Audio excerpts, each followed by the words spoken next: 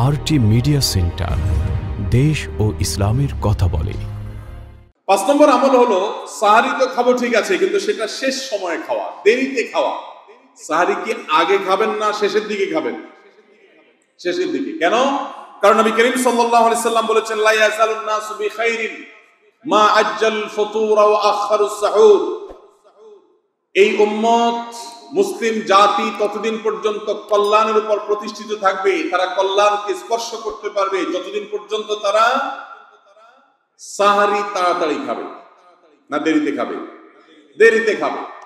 আর ইফতার তাড়াতাড়ি করবে। তাহলে সাহারি দেরিতে খাওয়া হলো সুন্নাত। আমাদের দেশে গ্রামে অনেক মুরব্বীরা এখনো আছেন, রাত 12টা 1টা 2টা বাজে সাহারি খেয়ে শুয়ে থাকেন।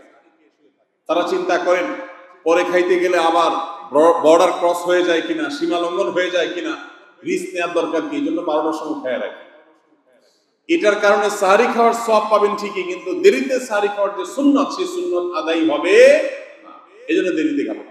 দেরিতে খাওয়ার মানে আবার এরকম দেরি না যে আপনি আর মুয়াজ্জিন সাহেব দুজন কম্পিটিশন করছেন, আপনার হাতে খাবারের প্লেট আর মুয়াজ্জিনের হাতে মাইক, আপনি আগে শেষ করেন আর মুয়াজ্জিন আগে আজান দিবে, কম্পিটিশন চলছে। এত দেরি করে একেবারে লাস্ট মিনিট পর্যন্ত খাওয়া সুন্নাত নয়। কথা কি বুঝাতে পারছি? কয়েক মিনিটের গ্যাপ রেখে তারপরে খাবার শেষ করবেন। কারণ নবী করিম সাল্লাল্লাহু আলাইহি সাল্লাম সাহারি খেয়ে শেষ করে ফজর নামাজ শুরু করতেন, এর মধ্যে 50টা আয়াত পড়ার মতো গ্যাপ রাখতেন, অর্থাৎ প্রায় 10 মিনিটের মতো একটা গ্যাপ থাকতো।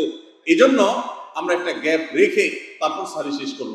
অর্থাৎ ফজরের আজান যদি হয় উদাহরণস্বরূপ 5:25 বা 30-এ, তাহলে আমরা 2-4 মিনিট আগে সাহারি খেয়ে শেষ করবো ইনশাআল্লাহ। তাহলে সাহারি দেরি করে খাওয়া, শেষের দিকে খাওয়াটা সুন্নাত।